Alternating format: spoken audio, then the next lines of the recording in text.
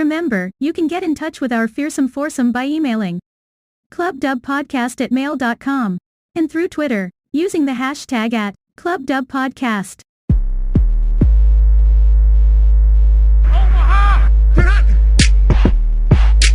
Welcome to the Club Dub Football Podcast, where the only question is, does your team make it into the club? Can he get in? No, he cannot! So hi gents. Evening, Hi, Rob. Rob. I'm back. Yeah, back as a, what are we? Foursome. Foursome, is that the way? Does it go trio, foursome, quintet? Is there not a, yeah, should have maybe thought this through. Welcome back, PB. It wasn't the same without you. Some would argue it was better. I wouldn't be on their side.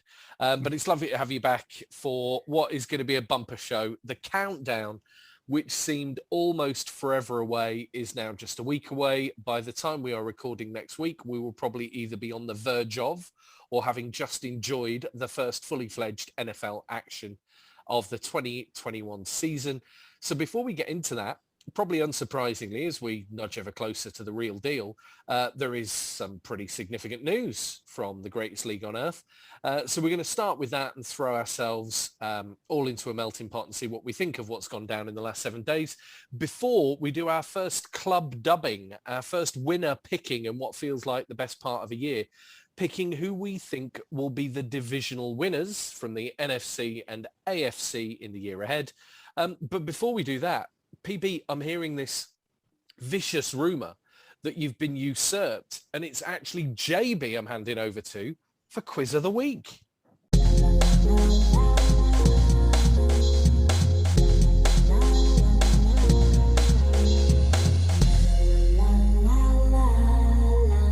Welcome to JB's Quiz of the Week. We need a new jingle. I mean, that is a fair point. If We I'm going to will do this need- regularly, I'm we going to will need my need new you. jingle. Yeah. Phil, but- you just let go of your one standout feature of the podcast far too easily there. Did you just let it go? You're like, no. 1 week only. 1 week only. So JB, we're all yours. What you got for us? So I have a 5-question quiz of the week this week, all about our main topic of discussion, which is the divisions of the NFL.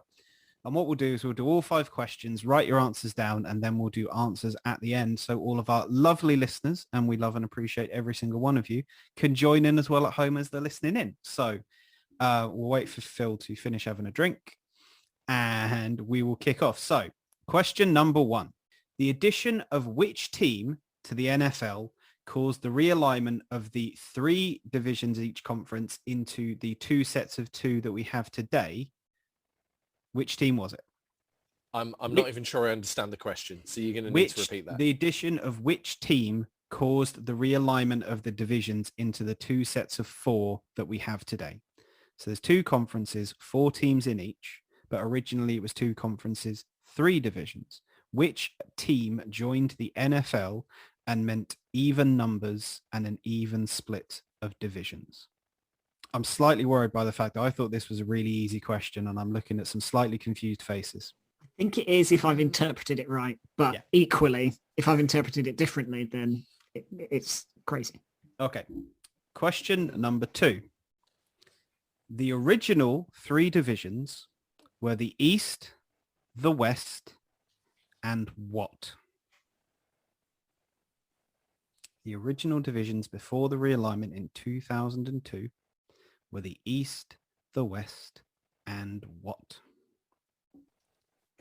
Question number 3.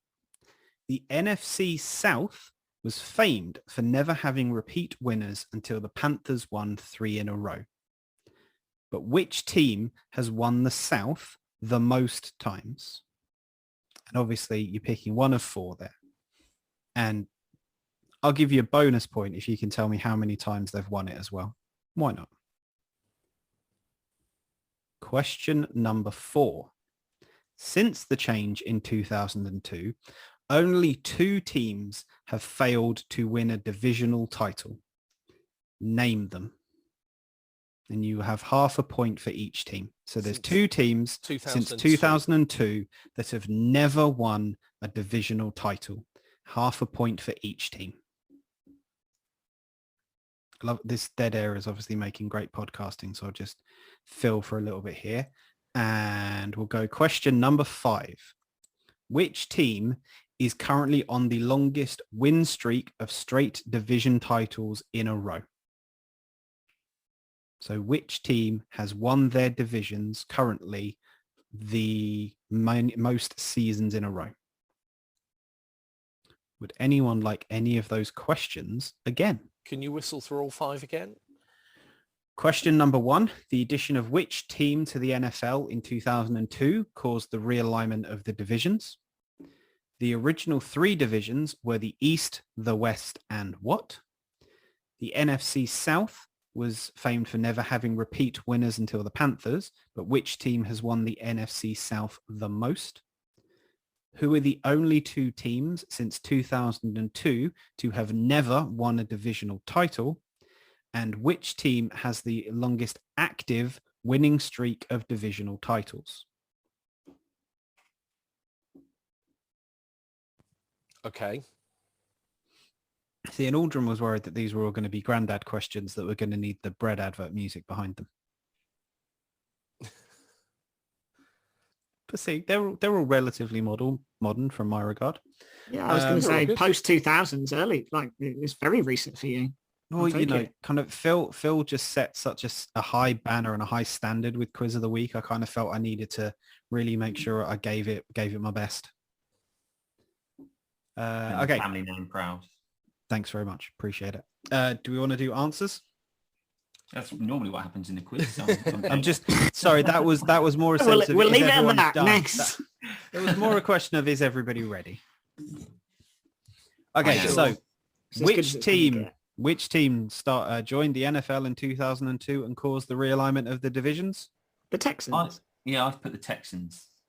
This is indeed the Houston Texans. Nice. Oh. Strong first start. Question number 2. The original 3 divisions were the East, the West, and the what? Central. Central is also correct. Nice. Well done, Phil. Well done, Aldrin. I'm going to assume well done, Rob, as well. Yes.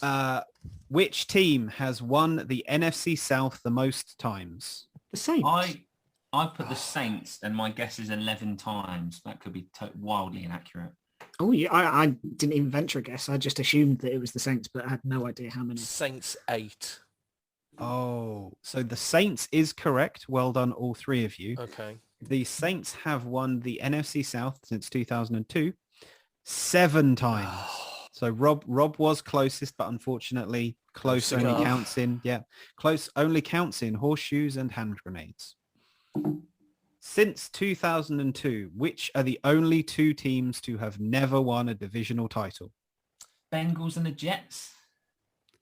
Bengals and the Jets are both incorrect. The Bengals have won multiple AFC North titles, and the Jets won the 2002 AFC East divisional title. Haven't won since, so you were close. I had the Jags, but I was questioning myself as to whether that was right. The Jags one, I think it was in 2017. So that's what I thought. It was that Bortles year that obviously Phil remembers fondly with his favourite quarterback. Detroit Lions. And I nearly put the Lions. Cleveland Browns. It is the Cleveland Browns and the Detroit Lions. Boom! Both are correct. Well done, Rob. And finally, which team currently has the highest active win streak of divisional titles? I'm torn. Is it the Chiefs? No. Well, see, I'm going Green Bay. Well, so I'm torn. Green Bay was my other. I'm torn between the Steelers and the Packers, but I feel like when the Ravens were good and went to the Super Bowl, they probably won the division. Well, I've got Steelers scribbled out and then Packers written underneath. Yeah, so I'm going with Rob. I'm going to go Packers as well. With 5 straight divisional titles, your winning answer is the Kansas City Chiefs. Oh, I was right. Yes, the Green Bay Packers have only won 2 in a row currently, as the Vikings had won previously. If you remember, that was the year that Aaron Rodgers missed most of it because he was injured. Of course he did. Yeah. I was robbed. Okay. The Steelers were last year's AFC North champions, but the Ravens won the 2 before.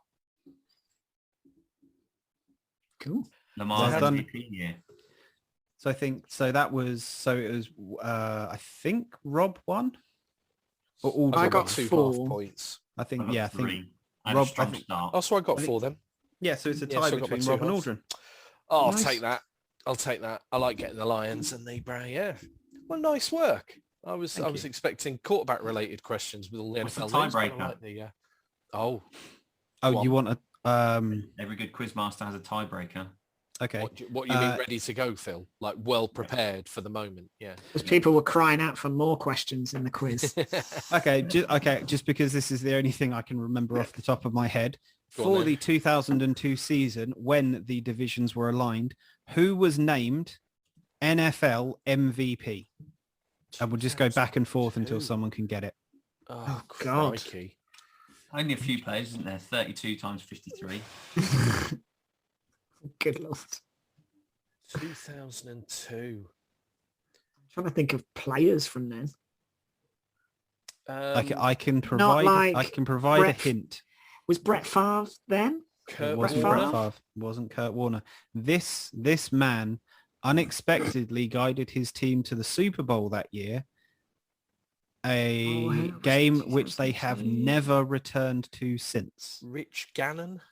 It was indeed I was trying to think of his the name. Cannon Gannon. God, There you wow. go.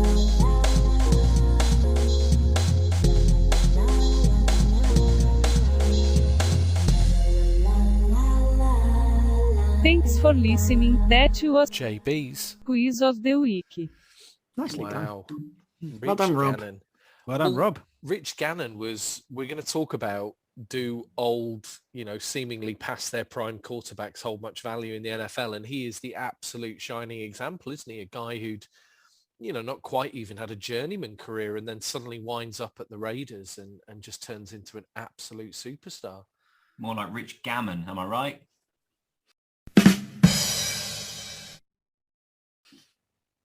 Hi-oh. That's the bread music, Rob. I think that's the bread music. Bread music, is it? There's I don't- so I don't many think- choices ahead of the bread music. I don't necessarily think that's the bread music. I think that's the tumbleweed music. Yeah, there's something going in there. Well, thanks, PB. That's the kind of quality input we missed 7 days Thank ago. you. So it's great to have you back. And JB, was this your bow? Was this your first time as quizmaster on Quiz of the Week? I believe so, yes. Yeah, I thought that was nicely done. Nicely Thank done. you. Five questions, all perfectly relevant. I've got to be honest, I guessed Central. It kind of rang bells with formats later on, but otherwise, I'm feeling good about all that. Yeah. So nice. Quiz of the Week out the way. So we're going to come to our divisional winners and why in a minute or two. But first, let's get to NFL news. And we're going to focus on one story specifically, not a million miles away from the theme I was just talking about with Rich Gannon. The surprise that the New England Patriots have not only chosen Mac Jones effectively to be their starter for this season, but have done so with such, confidence, such certainty that it's seen Cam Newton released on the eve of the season. So yeah, we're going to do Cam Newton. But first, who saw it coming? Who saw the door being shown to Cam? I'm not sure anyone saw it coming, did they? It was a bit out of the blue because, Belichick was still saying, we've not named our, it was classic Belichick really, but we've not named our starting quarterback yet. And everybody had just assumed that Cam would have the first couple of starts and then, Mac Jones would win the job at some point. But to out and out release him is a ballsy move. I think when you've only got, have they released Hoyer as well? I can't remember. He's They may only- technically on the practice squad. Yeah, landed on again. the practice squad. But So, Mac Jones backed up by Stidham is, but then having said that, Cam didn't exactly pull up any trees last year. But that I think was the thing. I think the general expected viewpoint was that this was Cam's job unless Mac Jones was going to take it away from him. And I think realistically, Mac Jones didn't really look like he was taking anybody's job away from them. I don't think there was an incredible thing that gave you, okay, we'll put our rookie that people have got some decent questions about in from the very start. It's also not a particularly Belichick move to make. It's, you know, and I understand that we're kind of talking about a guy who by and large has had Tom Brady as his quarterback. But, you know, when they drafted Brady, it wasn't to immediately put him up against Drew Bledsoe. It was, you know, Brady got in because Bledsoe was injured. And again, it's not necessarily that Newton Newton lost the starting job. It's the fact that they didn't even want to keep him as the potential backup or anything like that. I think part of that though is because he had the locker room, right? So I think, and I think you put yourself in a tricky situation if the guy that, you know, is the big part of the locker room is your backup quarterback.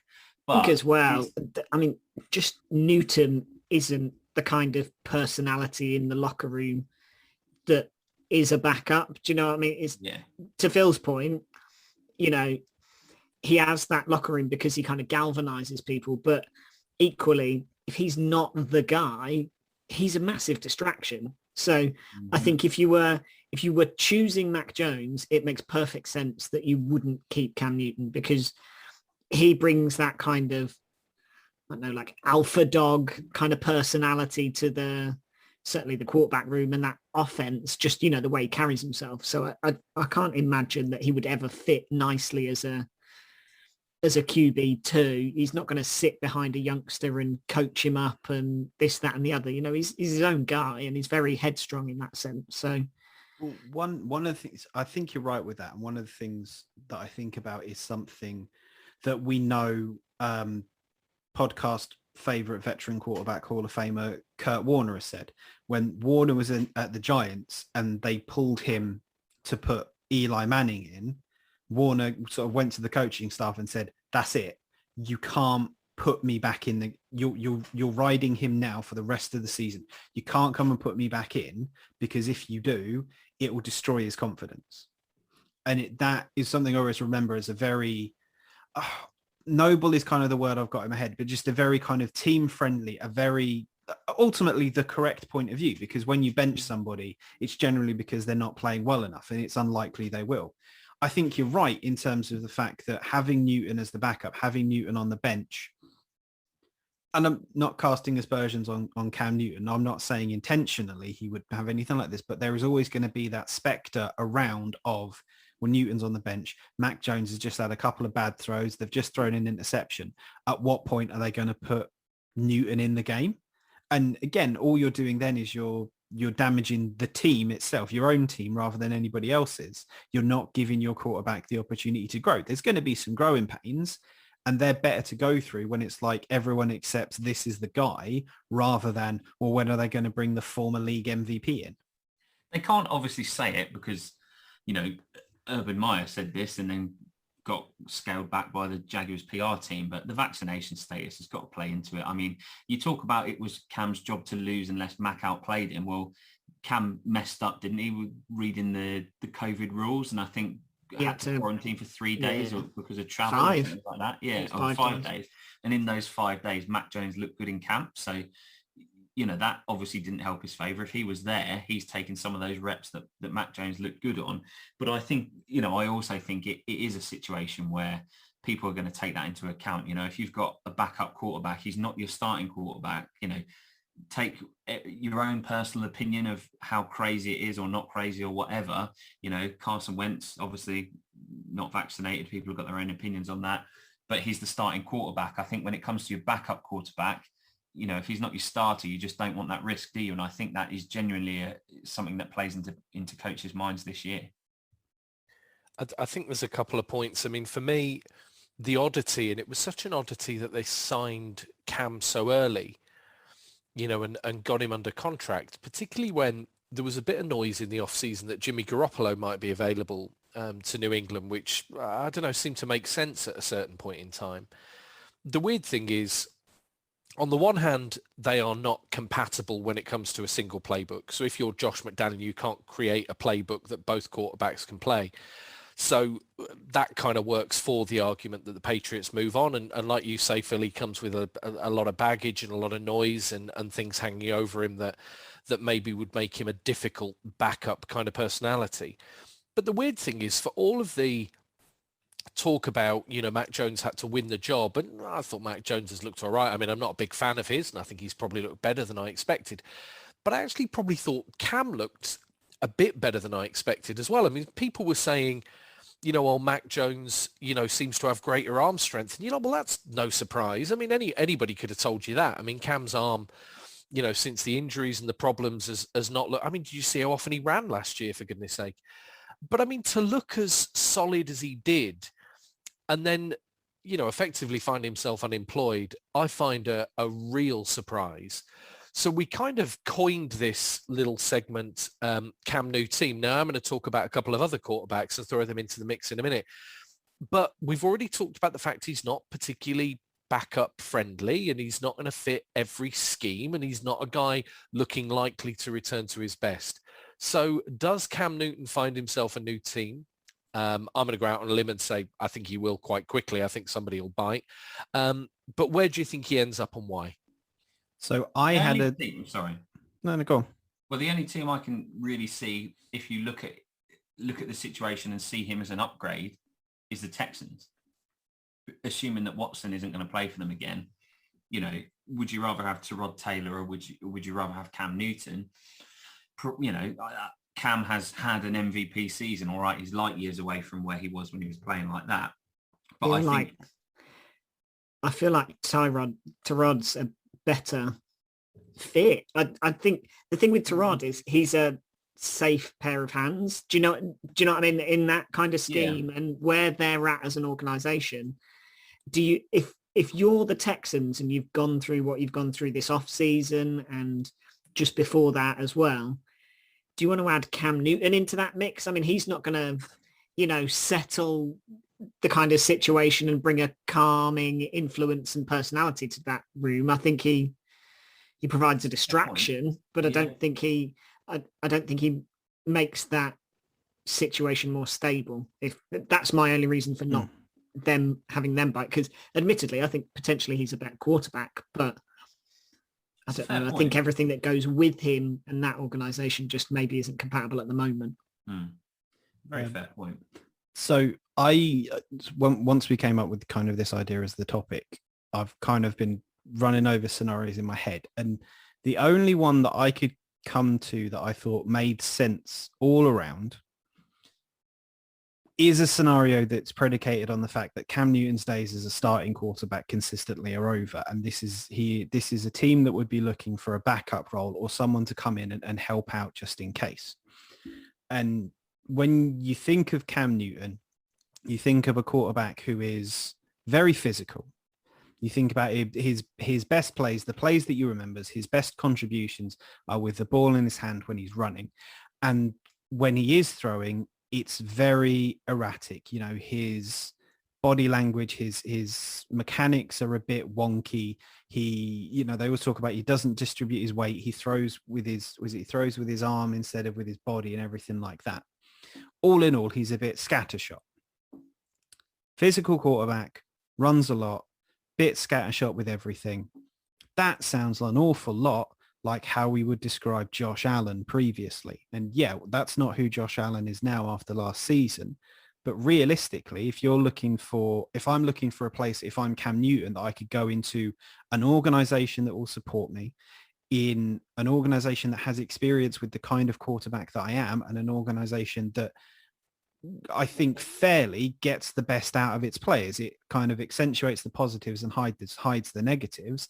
I would be looking at, well, do I want to go and play in Buffalo and potentially back up Josh Allen? Because while I don't think he would be a threat to Josh Allen's starting role, we do often talk about the fact that he dives headfirst a lot more often than he should. He needs to start sliding. And if there's a game or two that Josh Allen misses because he gets a bit banged up, they've kind of got a quarterback with all of his intangibles previously there on the roster. I can't see it. They've paid, decent backup money to Trubisky, haven't they? So Not huge money, but I think Trubisky's a better quarterback. Yeah, agree. But again, we're talking about like money and everything like that. The Patriots gave Cam $5 million at the start of the year. Yeah, I mean, you make a fair point. Let's not feel too sorry for the multimillionaire Cam Newton. But I can't really see it. But Buffalo, to me, there's a kind of Belichick-esque kind of mantra around Buffalo. There's that no superstars, no nonsense attitude they seem to carry. It doesn't feel like a good fit for me. I mean, I just looked at this from a very simple perspective. Superstar player, way past his best, but still serviceable, getting old. Where do those players end up? They all end up at the Las Vegas Raiders, every single one of them.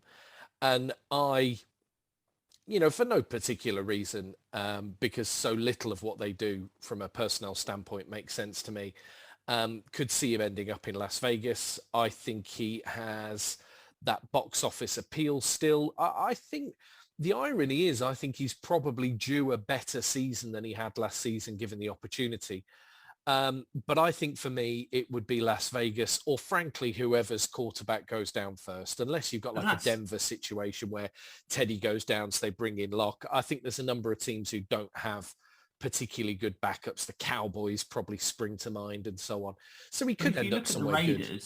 If you look at the Raiders, they've got Carr and then they've got Mariota. So I don't see that as realistic either. I think, if one went down hurt, then maybe. But I genuinely think the Texans, if somebody wants Cam Newton, I genuinely think the Texans is that team. You mentioned the Broncos as well. I think they're probably all right with, in themselves with Bridgewater. I can't see them bringing Cam in to replace Bridgewater as I could maybe seeing the Texans bringing Cam in to replace Taylor. But I think you're right. If there's an injury there, Drew Lock's obviously not their guy.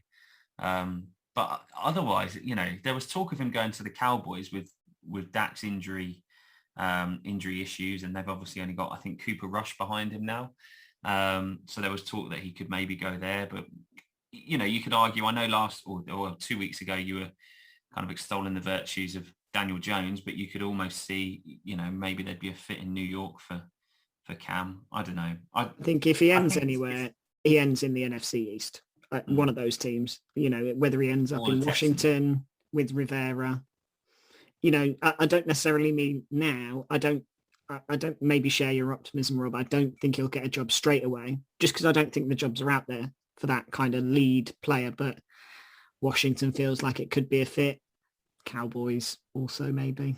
But I don't see him leaping straight into a new team. See, but the only argument I have is Phil, described very ably why it doesn't make sense for him to go to Las Vegas. None of what they do makes sense. I mean, if any of us provided kind of practical advice to the Raiders, they wouldn't do half of what they do. I mean, you're absolutely right with Mariota. They're paying crazy money. And I think they asked him to take a pay cut, didn't they, this offseason? But I think we're hoping ultimately to just show him, give him a few moments to flash and find a trade partner. And they were pretty close if media reports are to be believed. But yeah, I think Vegas, or I think he's waiting for that first injury. I think there are enough teams who don't have enough of a plan B. And I mean, I'd even put the Seahawks, the Cardinals maybe in that mix. I think if they were to lose a Wilson or a Murray, I don't think they have much. But the other thing that got me thinking, firstly, in the case of the Dallas Cowboys, haven't they bought back, I'm going to get his surname wrong, Benny DiNucci. Him. Isn't he back on the practice squad? Yeah, he's back on the practice squad. Might make it into the full roster after all. But the Cowboys, I think, would definitely be somebody if Dak wasn't to be firing. I mean, the same with the Vikings. I mean, there's just a lot of teams, isn't there? There's probably half the teams in the NFL, if their starting quarterback went down, early enough in the season for them to think they could still make a fist of something, Cam might find himself very well paid and in a better situation than what he was in New England, potentially. But on that front, I'm going to nudge it onto a few other honourable mentions because I was feeling very sorry for Josh Rosen about 7 days ago, being binned off and left by the San Francisco 49ers, only for him to be effectively picked up by the Falcons and now instated as Matt Ryan's backup in Atlanta, which seems an absolutely huge step, and maybe a very fortuitous one for a guy that I still think has got an awful lot of upside. You've then got Gardner Minshew landing in Philadelphia, and the Eagles, a bit like the Bears the year before them, just seem to be collecting middle-of-the-road quarterbacks ultimately. I'm not quite sure what the plan is there, but when Joe Flacco is on good money as your third string, it doesn't seem like it's making a lot of sense to me. So who are the other quarterbacks who might find themselves in good positions in a week or two's time? You mentioned Rosen. I think it's an interesting one, and I wonder how much of that is them banking on Ryan. I mean, Ryan's got a pretty good injury record, right? He's quite durable. Matt Ryan has started all but 3 games for the Atlanta Falcons since he was drafted. Exactly. And he was drafted in 2008. They're probably thinking we don't necessarily need a backup quarterback that's going to come in and play. And if that was to happen, for him to get hurt, then maybe they would look to bring someone else in. So part of me almost wonders if it's, Rosen spent most of the season with the Buccaneers on the practice squad last year. Has he got knowledge of the playbook that he can bring there, as an added edge for the division? That might be something to look at. But I think that the sad thing for Rosen is, he went into 2 pretty bad situations at the time, with the first year at the Cardinals and then the second year with the Dolphins. And it's, it's pounded his reputation, but he's always going to be haunted by that comment at the draft where it was, however many teams have just made a massive mistake. That's going to follow him everywhere. Every time he makes a mistake, every time he gets dropped by a team, I wonder if he wishes he hadn't said that, but I don't know. I think every guy says that, don't they? Like, it's just goes under the radar when they're quite as big a flop, I guess. I think the thing with the Falcons is it seems to make sense. So, I mean, the guy's got a lot of upside, regardless of what you think about him. The guy's got a good arm. He's taken plenty of snaps as a starting quarterback, which is invaluable in a backup when you look at the players of, we were talking about Cooper Rush. I mean, has the guy ever taken an NFL snap? Maybe a handful. Last year, maybe. But like a handful of snaps. I mean, we're not talking about what Josh Rosen had, which was a full season in a starting NFL offense. That experience is invaluable, really. So I think if he sits behind Matt Ryan, he learns from him, and if forced into action, he's an able quarterback with a decent arm. He's a lot better than Ben DiNucci or the likes of those that are still knocking around teams despite not really doing anything. So I agree. Just hovering back to your point, Rob. Sorry, go on, James. So, I was kind of just going to go in agreement of kind of the potential for the Josh Rosen reanimation or reclamation project with the Falcons. And the Rosenaissance. Come on, it's staring you in the face. The Rosenaissance could be a thing, and we will have to track that as we go on. And part of the reason why I'm a bit on board with it is because of the new guy in charge at the Falcons. Because for all we talk about and for all we love Mike Vrabel for everything he's done at the Titans, Arthur Smith was the offensive coordinator. Right? Arthur Smith was the one conceivably coming up with the game plan and scheming out for everything. And Arthur Smith is the guy who took absolute world-class jobber for the Miami Dolphins, Ryan Tannehill. I'm sorry, it's a little bit true there, and turned him into the Ryan Tannehill we got at the Titans, who looked like a completely different player and looked like a quarterback that you could absolutely believe taking a team to a championship game. If Smith's got that history of doing that with someone like Tannehill, why can't he do that with someone like Rosen as well? And yeah, I think I don't necessarily lean into the playbook espionage that Phil was kind of hinting at there with everyone after the Bucks. But I do think it is very much more like, right, Matt Ryan, I think, is essentially the Iron Man of the NFL these days. We've got someone behind him now who's seen game experience, who we know is capable of running an offense, and we know that he can exist in kind of that kind of playbook that Arthur Smith likes to run. It's run heavy, which takes a lot of the pressure off the quarterback at times. So I think there's potential there. Just circling back on what I was going to say, just on your comment of other quarterbacks, Rob, Mariota's a good one. It's almost crazy that Mariota's just a backup, just a backup job in the league, whereas Winston, is now the starting quarterback at the Saints. They went 1-2, and neither of them were brilliant. You know, as we say, Jameis's feast and famine. But I think Mariota was a serviceable quarterback. He took them to the playoffs. He threw and caught his own pass in the playoffs. So, you know, he's a quarterback with playoff experience. Like, I think he's a better quarterback than maybe 2, 3, 4 starters elsewhere in the league. So I think it's a surprise that he's not got another starting job at the moment. So he's one to look at. You know, if there's an injury, there's a potential trade partner there, I think. I like that. I mean, the thing about quarterbacks is it's always odd because you've never got the 32 best quarterbacks occupying the 32 starting jobs, have you? You need to fit the coach's philosophy, and you also need people to build a team around you. You know, it's amazing what can be achieved when people absolutely build around the skill sets of the quarterback. The Rosen thing I like because I think him and Ryan have similarities in a way that we were just talking about Mac Jones and Newton being kind of chalk and cheese really in their attributes. But yeah, I like Rosen, and just to kind of bring the final step of this quarterback chat. Is it just me that thinks Gardner Minshew is by far the best quarterback in Philadelphia now? And that is surely just a matter of, I know they've announced Hurts the starter 100%. And he does some great things and he's great with his feet, but I just think Minshew is actually a really good quarterback. You were describing, Phil, quarterbacks who get caught in bad situations.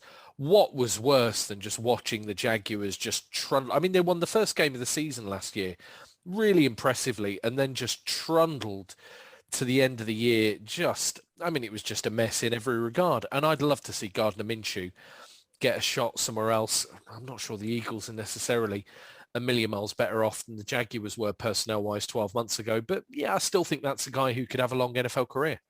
But then, are we almost falling into the Fitzmagic trap again, where we build a quarterback up, and think he's better than he is just because of the cult following, the kind of longish hair and the moustache. And, I remember going when the Jags were in town at Wembley, and, there were people dressed up as Minshew everywhere. It was Minshew mania and all that kind of stuff. So is that why, people think he's highly rated? I guess we'll find out. I think part of that goes with him playing well, though. True. I think he outperformed both his draft status and that team's capability. I mean, name one of the starting wide receivers that he was throwing to. DJ Chark. Okay, well done. But do you know what I mean? Like, there's no superstar names there. No. He was throwing to nobodies in a lot of cases. I think he's probably as good as he gets credit for. I don't think anybody's saying he's an elite quarterback, but I certainly agree with Rob. I think he's the best quarterback in that room based on what I saw last year from Hurts. You can't just turf out Hurts after 2 games or whatever it was. He played 2 games, 3 games last year. I don't think he looked bad. I think he looked like he's got potential. So I guess we'll see in the first kind of 4 or 5 games this year. So I would agree. I think your point there is spot on. But equally, I don't think you go and get Gardner Minshew when you've got Joe Flacco sitting in that quarterback room. I think Flacco is, it's a pity really, because there was a time when he was absolutely an elite quarterback. I mean, wins a Super Bowl. There was a time when he truly was, one of the great quarterbacks of the game. And that time's gone. I mean, he's seen other people of his era be more durable. I mean, Brady's, left everyone behind.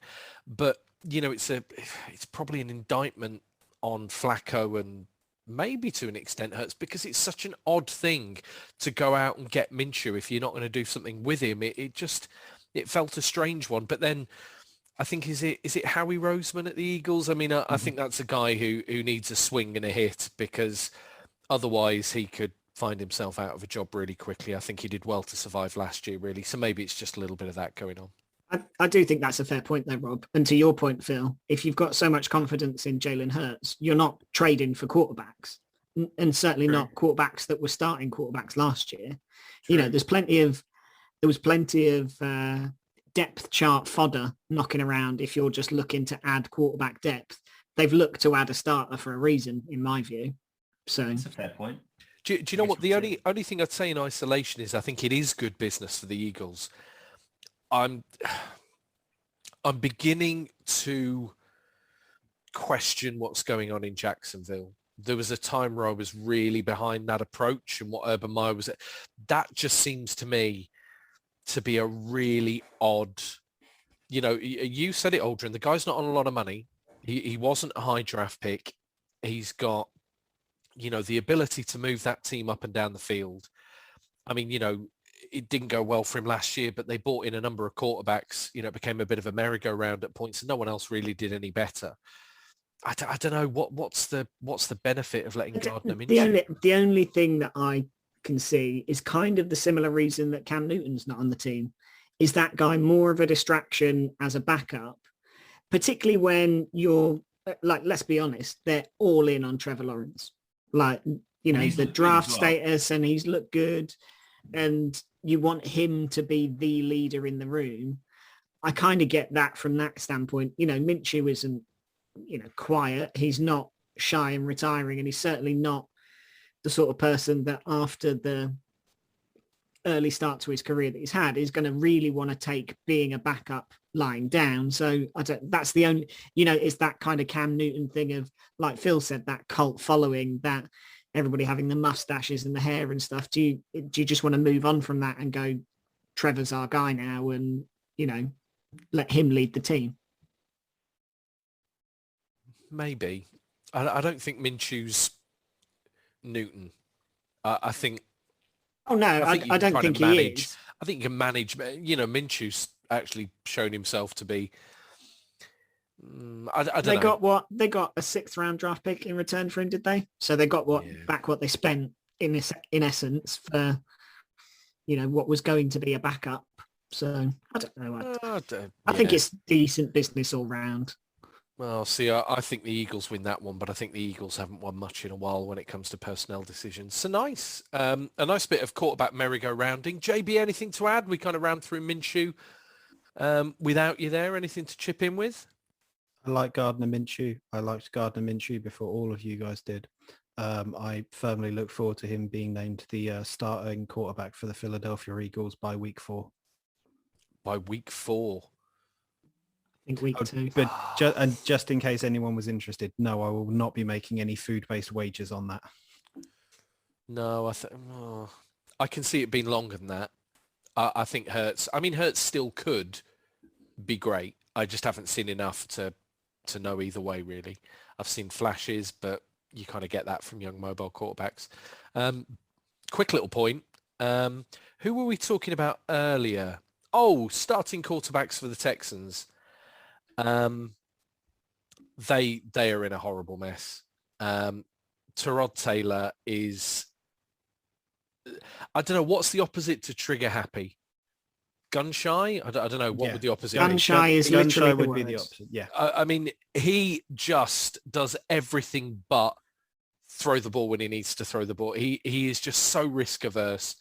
And I think that's not what you need for a team that don't have enough on defense to keep other teams out of their end zone. I think that could get messy quickly. But then they've still got Deshaun Watson on the roster. Yeah, crazy things have happened. Deshaun Watson spent time in training camp as a safety, as was it the 4th safety on the list, like in the depth chart. This isn't like saying, oh yeah, Deshaun Watson spent time as safety for the offense that he's been running for the past 3 or 4 seasons or however long it was. This is Deshaun Watson playing safety for an offense that he doesn't know and he's never run through. So the 3 quarterbacks they have are Tyrod Taylor, Davis Mills, the rookie, and Deshaun Watson. And yeah, I think saying the Texans are in trouble is like saying the sun is a bit hot. I think it is drastically underplaying how badly the Texans are going to be yet again. Still got one of the top 5 quarterbacks in the NFL, however much of a mess it is. If they play him. They're picking number 1 next year, I think. I can't see anything else, to be honest, unless they play Watson. But even then, what have they got around him? They got Brandon Cooks, who's probably a good number 1 receiver. Running backs, they've got Mark Ingram, who's you would arguably say is past his best. David Johnson looked all right last year, but he's not David Johnson in his Arizona prime. And then they've picked up Philip Lindsay, which I think is a good I like Lindsay acquisition. But then you look, they've JJ Watt's gone, Will Fuller's gone. There's not a whole lot around him there. Whoever they've got a quarterback. I think the first overall pick next year is going to one of those AFC South teams, but I can't make my mind up as to whether it's going to be the Texans or the Jags again. It's a nice segue into our next segment, isn't it? Maybe it is. I mean, I think with Deshaun Watson in, there are worse teams than the Texans. I think without Deshaun Watson, there aren't. I think, they either need to work something out or play the guy, but yeah, it looks like neither are on the horizon, does it? Although, just last point before we move on, the Philadelphia Eagles are still meant to be favourites should Deshaun Watson become available. So it makes you... Then again, I wouldn't blame anybody for going to get Watson. The guy is such a supreme talent. But yeah, let's do it then. So to round out and to do our first club dub type feature in, only about 45 weeks, something like that. So to remind listeners who weren't with us from the start, as we get into the regular season, each week, all of us will pick a game of the week. And then each of us, all four of us, will comment on that game of the week and decide who we think the winner will be, namely putting them into Club Dub. So get used to this being our regular feature of the regular season. But before we head into that, we're going to take a whistle-stop tour of the NFC and AFC and pick our pre-title favourites for each division and say which team we're nominating for Club Dub in some 30 odd weeks time, 26 odd weeks time. So in terms of, no, that's Super Bowl, isn't it? Anyway, I'll do the maths later. So in terms of this, we're going to go NFC first, and we're going to go North, East, South, West, and then we'll do AFC in the same running order. So I'm going to throw over to you guys and say, let's start NFC North. That gives us the Chicago Bears, Detroit Lions, Green Bay Packers, Minnesota Vikings. Aldrin, as is traditional, kick us off with who you think the divisional winner will be. Easiest one for me, the Green Bay Packers. I mean, should we just wrap this up by saying any of us not picking the Packers? Anyone go for the Lions? No? I mean, I think it is tough, isn't it? The Vikings feel like a team on the down. The Bears feel like they could just be a team on the up, but nobody's dethroning the Packers, are they? Minus significant injury in key positions. I think they've got probably the best triplet kind of, quarterback, wide receiver, running back trio in the league. Are we all unanimous with the Packers then? Yeah. The certainty of this, I think, is more around the questions around the other three teams rather than it is for once being the Packers being the absolute dominant ones. But yes, I think we are all in agreement that the Green Bay Packers will win. 100%. Smash cut to the Packers going like 2-14 or 2-15 as it will be this year. I mean, what the Vikings do is the great unknown, isn't it? I mean, they could be horrible. But then again, so could the Lions, so could the Bears. So a weird division, but we all go Packers. So the Packers are the first of our teams that are going to be nominated at least for Club Dub. So NFC East is up next, and we've debated this a lot during the off-season. So the NFC East, the absolute hot mess that is New York's footballing giants, the Philadelphia Eagles, the Washington football team, and Dallas Cowboys.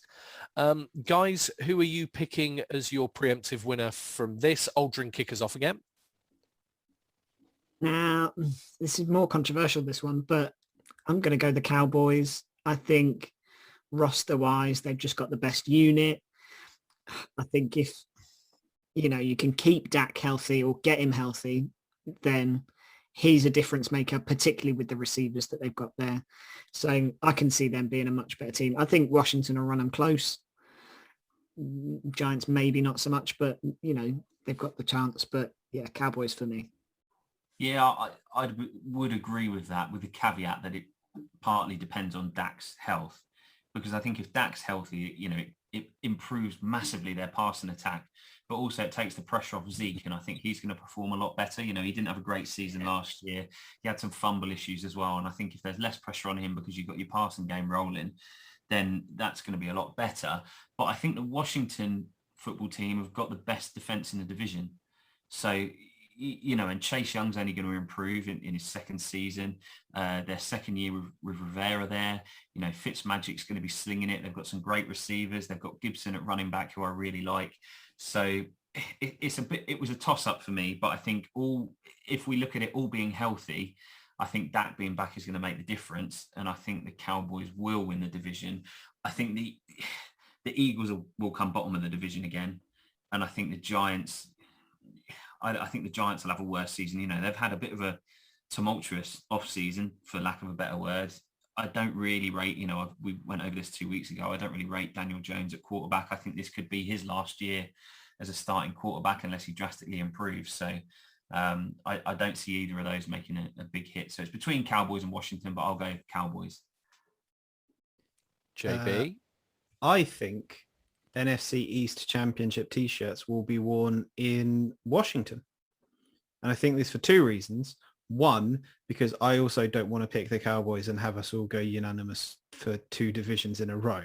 But yeah, I think kind of like Phil said, I think they have the better defense. I think they have the best defense in that division. And as we all know, offense wins games, but defense wins championships.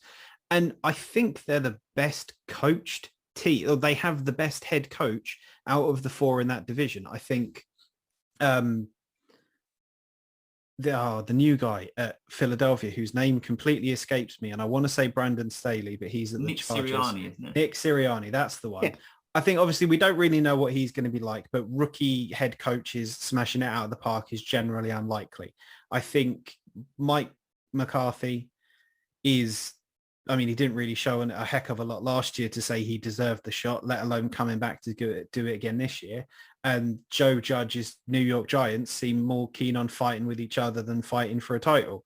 Whereas you've got Dr. Ron Rivera, who will have his team running through a multitude of brick walls for him if he just asks them to. I think you say that, right, and I would ordinarily agree, but here's a guy that fought cancer last year, so is, potentially in a vulnerable category when it comes to COVID, and his team are lax in terms of getting a vaccine. So how, are they really going to run through walls for him if they won't even do that, which will potentially protect his life? That's something to consider. That is something to consider, but at the same time, when we're talking about the pull that someone has to influence how well someone plays a game of football versus whether someone is willing to take a vaccination or something like that is wildly different. And there is a heck of a lot of information and misinformation about that particular topic. There isn't a heck of a lot of misinformation about go and hit that guy, do this when you do it. It's a bit more straightforward. So I'm going to say, firstly, I think, the thing about running through walls is all well and good. And I don't disagree that motivation is such a key part of what an NFL coach does. But when it comes to the coaches, and I'm talking about the team of coaches now, that oversee each NFL team, sometimes it just comes down to organization. And you see how vulnerable poorly organized teams are when it comes to performing in the NFL. And I just think Rivera and Del Rio, that team will just have them organized. Here's the thing about the Cowboys. Aldrin, your point is correct. On paper, they're probably one of the top three rosters in the NFL, let alone that division. But then part of me thinks McCarthy could be the first man, the first head coach out this year. I think week 4, week 5, if things haven't started well, he could be out of a job. So, do you know what? I mean, can we just clear up that I don't think Danny Dimes is a superstar? I think I've ended up on the Danny Dimes bandwagon for saying that he was as good as an aging Ben Roethlisberger. I'm sure I heard you use. I'm sure you used the word "go" or something like that. Well, do you know what? I still think the Giants... 6,000 yards, 70 touchdowns. Is that what I said? Is that what I said? Yeah. Okay. But I still think the Giants could be competitive. It's whether Dallas implode, really, isn't it? So I'll go Washington football team, just because I think crazy things always happen in Dallas. So we're 50-50 split on NFC East. So next it's the NFC South. Let me roll through the runners and riders for listeners. That's, of course, the Carolina Panthers, the Buccaneers of Tampa Bay, the reigning Super Bowl champs. Not that you'd have known that listening to this podcast. The New Orleans Saints, the Atlanta Falcons. Aldrin, how straightforward is this for you? Incredibly. Tampa Bay, all the way. Easy. PB? I think it will be no surprise to hear me nail my colours to the mast, pun intended.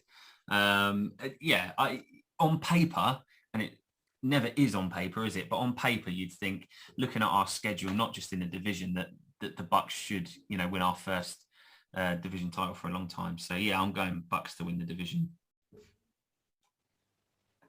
Fire the cannons and make it 3 for 3. Yeah, it's one of those, a little like the NFC North. It's not that I necessarily think the Buccaneers are going to come back and be dominant, you just look at the Panthers and think they're not quite there. The Saints are in a funny position, and it's that first-year head coach. Although Arthur Smith, yeah, I probably can't see past the Buccaneers either. But I'd love to think, a couple of those teams might end up being a bit friskier than they probably deserve to be. So we're unanimous. Now, 2 out of 3 has been a unanimous vote, and we land probably in the most competitive division in a lot of people's minds, the NFC West. Of course, home of the remarkable Cardinals of Arizona, the less remarkable Seattle Seahawks, the near forgettable San Francisco 49ers, and the also Rams of the Los Angeles Rams. So, Aldrin, who do you have here? I think it's close, but I don't think it's that close. I think the Rams are the team for me that I would be picking. Based on what? What have the Rams got going for them? They've got a better quarterback situation than they had last year. I think they've got good receivers still, good, decent tight ends, the best defense going. Yeah, I just think arguably they have improved their roster, and I already think they were a pretty good team. So I don't see the Seahawks doing it. I think the 49ers are a season away with, Lance maybe bedding himself in. The Cardinals I think the Cardinals will be the closest to the Rams, if anyone. But I just see the Rams as being a more dominant team. Just better coached, if I'm honest. Everyone's entitled to an opinion. PB, who are you going for? For me, this is probably the trickiest division, I think, because you could probably make a case for any of them making it. The 49ers are only one season removed from making the Super Bowl, and being ahead for a large chunk of that Super Bowl.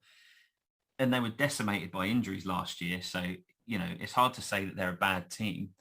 The Cardinals only just missed the playoffs last year, and I think they've improved their air attack. They've improved their offensive line, picking up Rodney Hudson as an example. So, maybe you might argue, you probably wouldn't, Rob, but you might argue that their defense is a little bit defense, to put the correct parlance on it, is maybe a little bit weaker this year, losing Patrick Peterson and stuff like that. The Rams, I think, are strong. They've probably improved their quarterback play. I think Stafford you would rate higher than Goff. Will he fit into that offense? I imagine so. But then they've lost Akers at quarterback. At running back. And, it depends how Henderson steps up. And then you've got the Seahawks who, they want to let Russ cook, but it doesn't really feel like that's the game plan they're going to go with. So I've picked the Seahawks on the basis, I think they won the division last year, didn't they? And I can't count against them. I think they're well coached by Pete Carroll. I think they've got a good defense. I think they're probably the best all-round team, but this was generally, I think, the hardest one to pick. And I think it could be any of them. But if I'm going to pick one now, nail my colours, I'll say Seahawks. I think you've literally just named the worst team in that division as the best team. I think they're the worst team. They've got the worst defense. They've got one of the worst defensive lines in football. I do not see how you think they're going to beat any of those three teams. Well, they beat them last year. They beat the Rams in the playoffs, didn't they? Albeit I know the Rams had Wolford at quarterback. I just think they're a long way off. What did they? Or did the Rams beat them in the end, didn't they? Anyway. I think the Seahawks are the worst team out of that four. JB. Rise up. #Red Sea. Fine. Arizona Cardinals, baby. So I'm going to say I think the Cardinals have probably the worst head coach, as likable as Cliff Kingsbury is. I think the other three have better head coaches and coaching situations overall. I think the Cardinals, I think Malcolm Butler potentially retiring would be a really big blow. I think the cornerback opposite Patrick Peterson has been a problem for Arizona for years. To not really feel like we've got, Robert Alford, I don't know, was a good cornerback. CB2, wasn't he, in Atlanta when they were kind of in their Super Bowl guys. The Cardinals have got a lot of problems. They would need to be incredible on offense. The Rams are better defensively, better on special teams, better on offense. The Rams have got probably the best head coach in football. So for that reason, I'm also going Cardinals. Never bet against the Red Sea, right? Also, so, and yeah, just to confirm something for Phil, in the LA Rams versus Seattle Seahawks playoff game on January the 9th, 2020. It was LA Rams 30, Seattle 20. Yeah, I remembered it wrong, didn't I? It kind of came to me towards the end, you did, yeah. I don't know. You've kind of made me second guess it now, but I'm going to go, I've said it, I'm going to go Seahawks. Okay, definitely. Let Russ cook. Let Russ cook. So that was the NFC. We've kind of been, so unanimous on 2, 50-50. Oh, no, not a 50-50 split on the NFC West then. Bit of a mixed bag. So let's do AFC North. Probably more interesting going into this year than it felt 12 months ago. So that's the Ravens, the Bengals, the Cleveland Browns, and the Pittsburgh Steelers. Aldrin, who do you pick as your winner? Ravens for me. I just think everyone else is just a little bit behind. Phil? Do you know what? Actually, I thought when I said the NFC West was the hardest to pick because I could make a case for all 4. This one, I think there's 3 teams that could win that division. I've gone for the Browns. I think they made a step up towards the end of last year. And I think, I like Mayfield at quarterback. I think they've got a good 1-2 punch at running back with Chubb running back and Hunt. I think, if they keep OBJ fit for the season, they've got a good wide receiver group. Myles Garrett is a beast. I'm going for, I think the Browns will take it this year. JB, do I need to ask? I think the Baltimore Ravens will win. Really?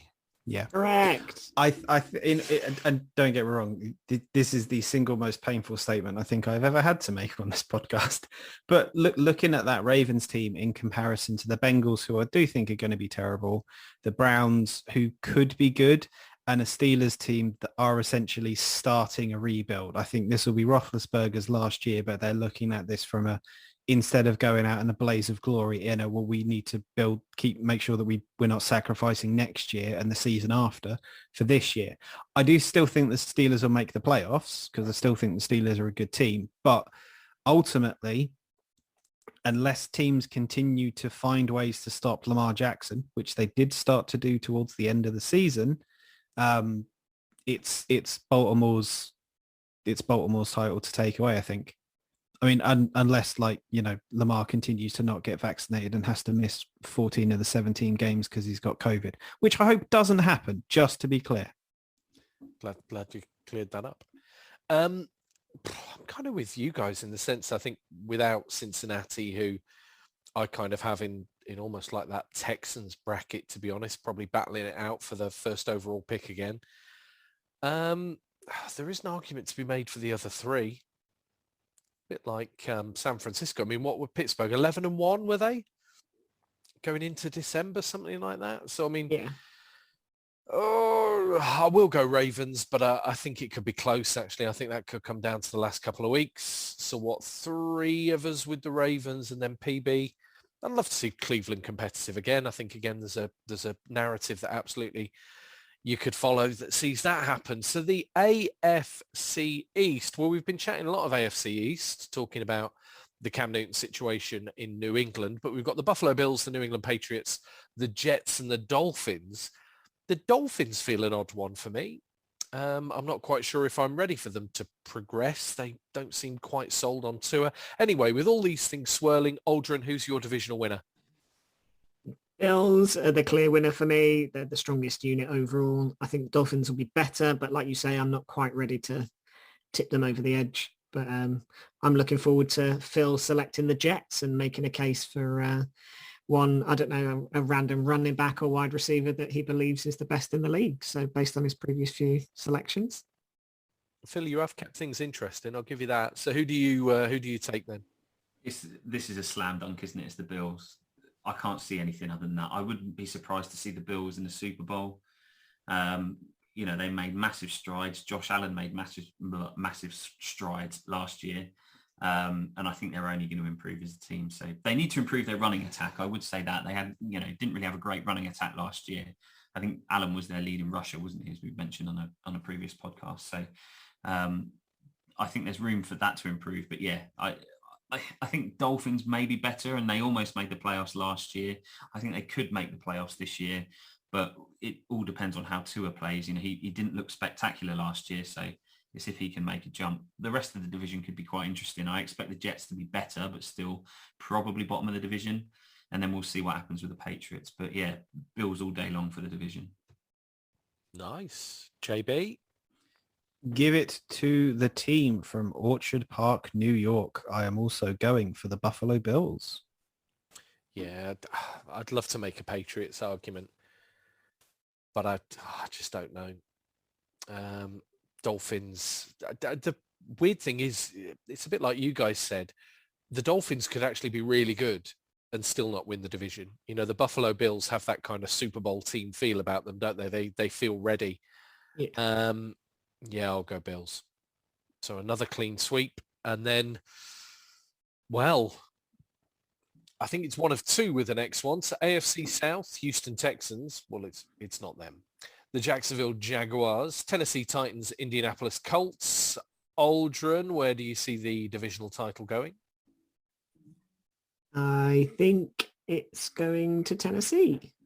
Titans Really? would be a team that I would pick for the division. Yeah, I don't get me wrong. I think we'll push them close, but I think Wentz missing a lot of the off season and yeah, just a bit of turmoil in our team.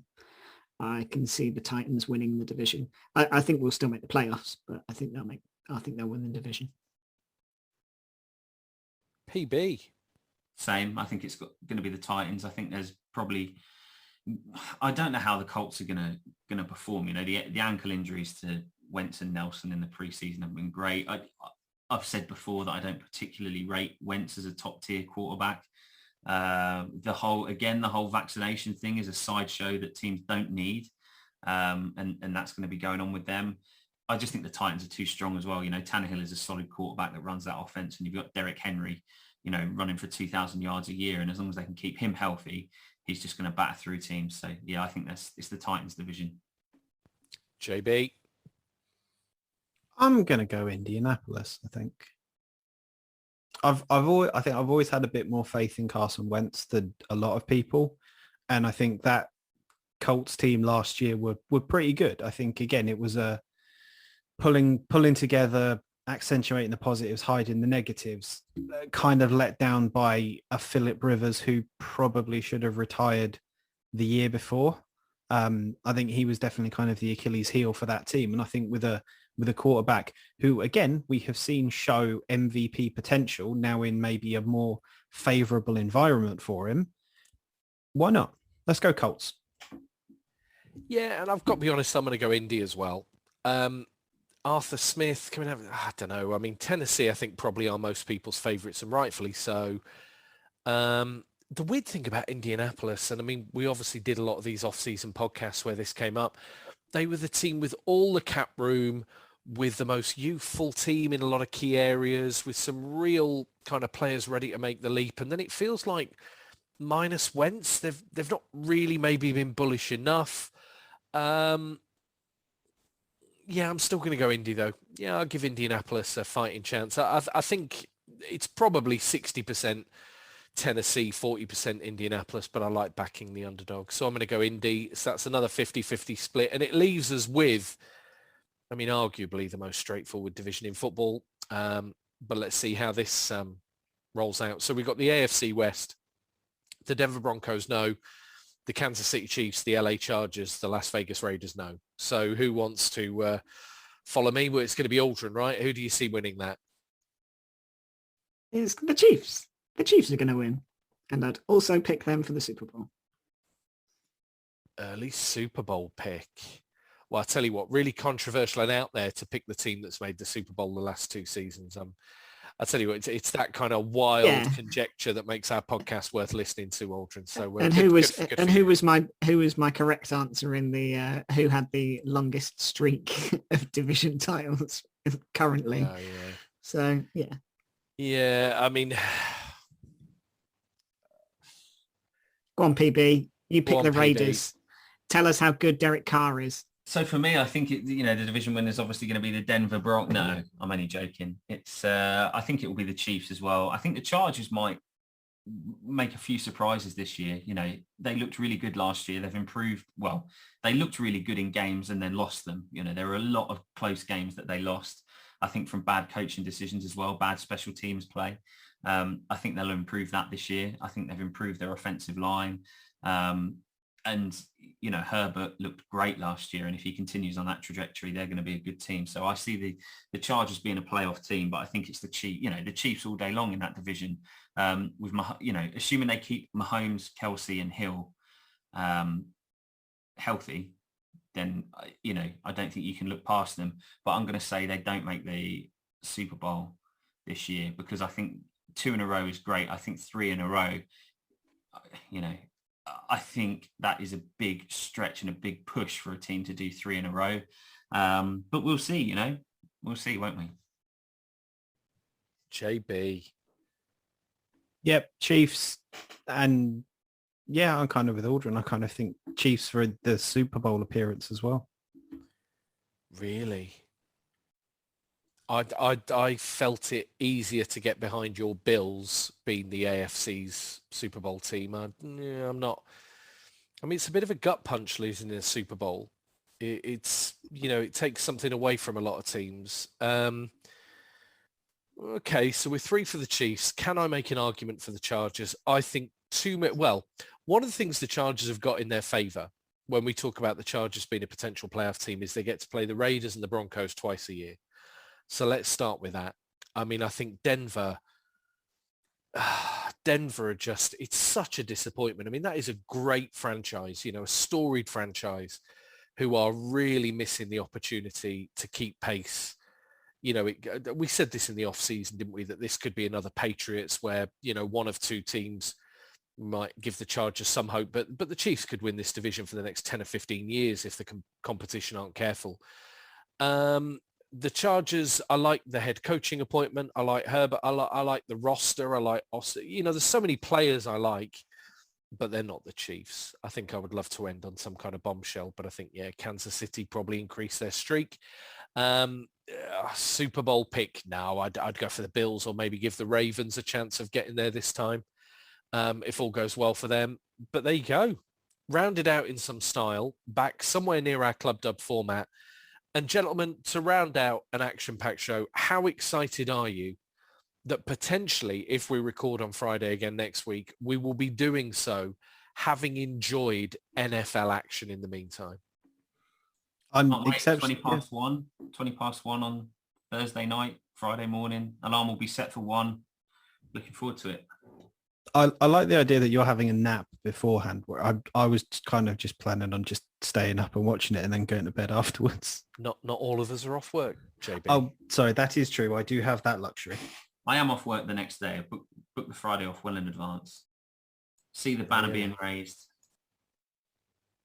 Oh, so you're making me all envious now. I'll try and stay up for as much of it as I can. Which I think is Rob code, where he's going to be fast asleep 2 hours before it starts. Well, we said this, and I don't want to blur the edges of what we talk about on this podcast, JB, but when we were last together, I did stay up till 4:30 in the morning watching NASCAR, which definitely wasn't the plan. I'm getting better at that. I'm getting better. But I mean, admittedly, part of that was because the last, half an hour or so was just absolute carnage of crashes every 5 minutes. Yeah, it was problematic. Yes. And took me days to recover from. Let's save that for the Winners Circle podcast, shall we? Oh, see, I was thinking Wheels on Fire. Anyway, yeah. If you want to join me for the future NASCAR project that I've been thinking up, then feel free. But yeah, incredibly excited. Can't wait. I mean, I've been watching a lot of I don't know if you guys have been following your team's YouTube channel for all these kind of training camp videos. And I do love this time of year because when you watch training camp videos and you watch professional athletes, looking muscular and ready and talking about how good they think their chances are, you start to dream the dream that maybe Arizona lift the Lombardi. But yeah, can't wait to get into regular season action. Thank you everybody for listening, and we will catch you in 7 days' time with more of the same. See you later, gents. Thanks, Rob. Thanks, Rob.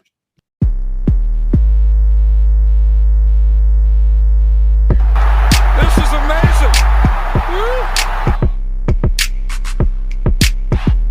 Remember, to subscribe. And be cool. Tell your friends.